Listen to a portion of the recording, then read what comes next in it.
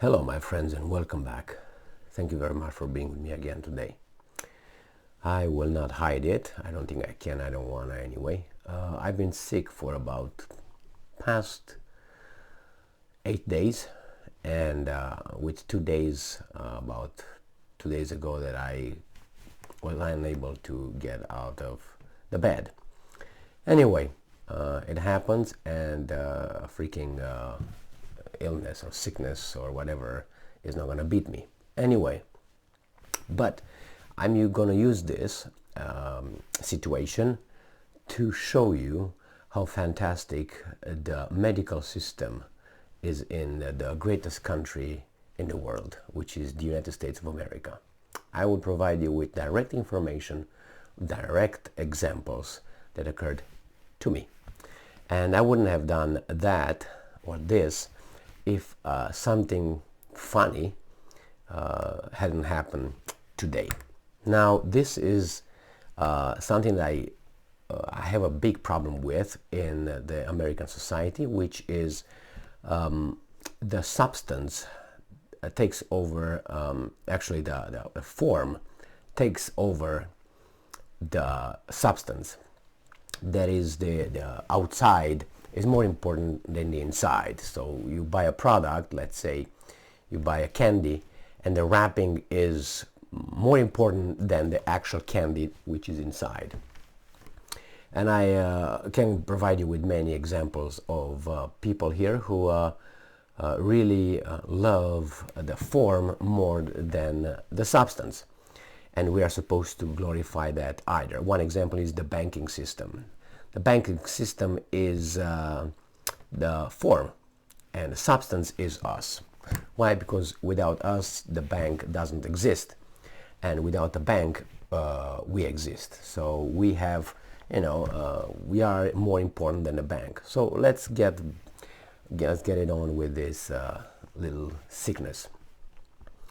So I haven't been taking anything, no medication, because that's the way I am, and I didn't want to go to the emergency room, because to go to the emergency room you're going to go from one room to another room to another room for about between 12 and 18 hours, and then you're going to see a clueless medical personnel who's going to look for your intestines instead of looking at your stomach when you tell that person that you vomit and you can't eat anything and you can't keep anything because you vomit. They're going to look in your intestines. That happened to me about 6 months ago. I went to the emergency, and I went to a Radicare, which is an urgent care, and those guys just looked at me like I'm a I don't know, caveman, and I said, well, you need to go to the emergency because you got something stuck in your or your intestines do not function right. But I'm not here for the intestines,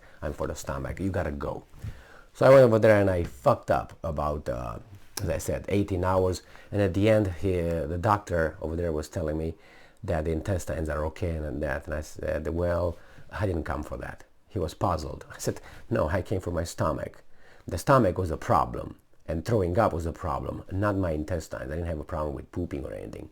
Those guys at Radicare decided that the problem is the intestines when I can't eat anything and I can't keep anything inside of me because I would throw up. So everything was in the stomach first.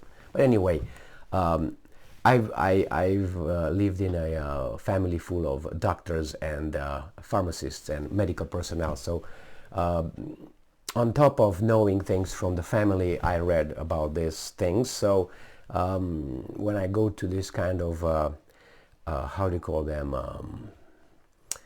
witch doctors, I really go over there because they have the authority to prescribe me a medication or to use an x-ray on me or anything like that. So, not because of their expertise. Now, what happened today? So, yesterday I received a phone call, or rather a text, from my family doctor, my personal doctor, saying, hey, are you going to confirm the appointment that you have next week? I said, okay, yeah, sure. Why? What's going on? I forgot it about, I don't know, 6 months ago. I had another, general yearly sticking your finger in my ass and bent over and weighed and all that. Anyway, So I said, yeah, I confirmed it. Now, today, I received a phone call from the form, not the substance. I know by her voice, she is the first person that you see over there. Not the first person at at the desk as a clerk. The first one that takes your measurements, if you know what I mean. Those kind of measurements, and then they ask you for a question if anything happened, anything changed. So I knew her voice, and she said, I was here to confirm, and she usually try to scan you to find out if you're sick. Well, listen to me. So I said, yeah, I've been sick for about 10 days, and I'm on my way back up. Oh, did you take a COVID test? And yes, I did take a stupid COVID test, and it was negative. Okay. Well, she said, I think that I will call you on Monday, and depending on how you feel and how you sound on Monday, we'll see if we need to postpone the yearly medical check. And I said, so basically they didn't want me in the office, my doctor. And I said, because I was sick. And I said, okay, I have no intention of sounding like an asshole, which, And I said, but I would ask you a question straight. I mean, who am I supposed to see when I'm sick? Isn't you guys that I'm supposed to come and see? And this was her answer. As again, form, beautiful, very polite, but no substance. Yes, we understand that, but we don't want you in the office because you might get sick other patients that are not sick. I said, yeah, but who am I going to see? I'm sick. You are over there to make sure that you cure me if I have a problem. So good or bad, you have to see me. I mean, you don't like to see sick people now or something? And she said, well, we do these kind of things over the phone if you're sick. You know what it is? Hey, where does it hurt? In my ass. Can you show me the area? No, I can't. It's on the left of your cheek. Yeah, a little bit higher. Yeah, okay.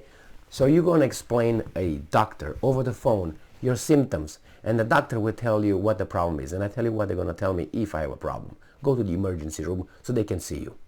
And I'm not going to go there. I don't want to. And I told them, hey, I'm not going to go. That's why I didn't come to see you guys, because I don't want to be sent to the emergency room. I have a life. I don't want to spend my time over there with you. So this is what she said. We don't want you in the office so you don't get sick other patients of ours. Who the hell am I supposed to see? The electrician? Or the plumber? So this is how but she was very nice. As I said, the form was fantastic. The substance, the patient that was sick, zero.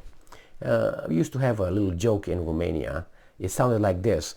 The family was waiting for an operation on one of the family members, a surgery, and the medic comes out after the operation and takes his glove off and say, hey, I got a good news and a bad news. Hey, what's the good news? The operation was successful, the surgery was successful, but the patient died. So all the operation was great, was as per policy, but it was unsuccessful. Well, what do I care? Why do I care if it was per policy or not? I want to be successful. I want the patient to survive. That's the goal. They missed the point.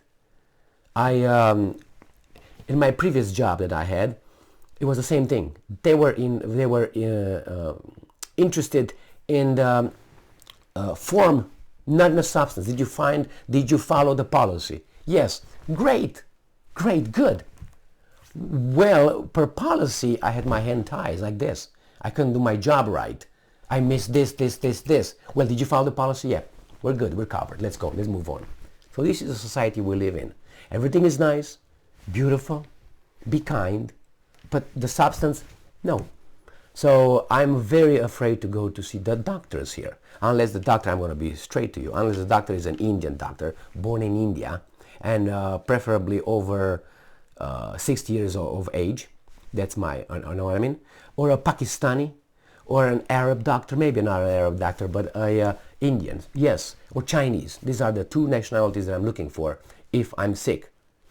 I think they know shit. You know why? Because they worked with people. They touched people. Let me give you another example, actually two, maybe more. I used to play soccer, football. as a kid, as a young adult and all that. So I came to the United States. I played in a little old boys league with friends. And because my age started giving signs, but I didn't, my body was giving signs, but I didn't get it, that I was old, I broke both my ankles. 2 different occasions. And on both occasions I went to see a doctor. The doctor did not touch me. He stayed about 3 meters away from me, on the other side of the room, and he was asking me my symptoms. This is what he gave me for remedy. Ice. Ice, and take a boot. A boot, you know, they put a boot over there so it stays immobile. And I said, okay, can I take ibuprofen? Because I know ibuprofen has anti-inflammatory attributes. Yeah, I guess that's a good idea. Fuck you. I do your job. Both times, ice and the booth. That's all. Didn't touch me, didn't try to see what's going on. Nothing. Just, yeah. This is it. Why should I go over there? Why should I go over there? Another example that I'm going to give you, again with these medics. I went with one of my children to the medic, to the emergency room. And I went over there, and I think my child was then 21 month old. And I went over there, they did whatever they did, and they came with the results.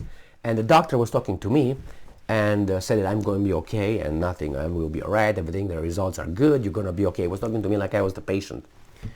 And I was, well, the patient is my child, not me. And he looked again and said, oh, 21 months, not 21 years.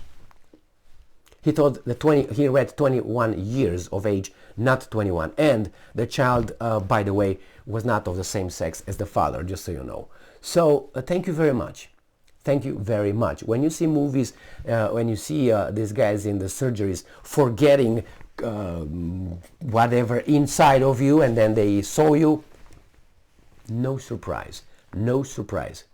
I feel like performing surgeries on my own instead of going over there. Really, really. So this was my experience with the greatest medical system on the planet. I'm told every day here. And it's bullshit. Cannot be possible. Cannot be. And they all laugh. The communist system, the socialist system of Canada, you wait half of a year to be seen. How about here? If I want to have a surgery, the same I wait. Yeah, but we're doing a good job. I don't think so. I don't believe shit.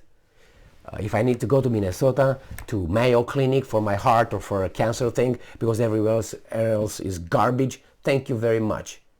And how much they make? How much money they make? Jesus Christ. Anyway, and this is the most inflated, I think, medical system on the planet.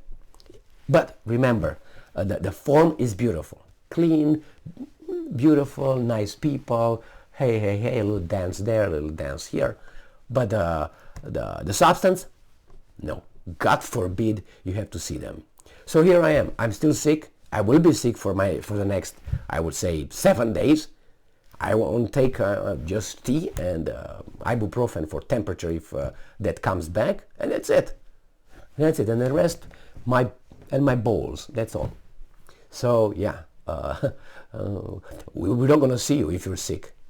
Who the fuck am I supposed to see? And as I said, the electrician or the plumber, you are my doctor office.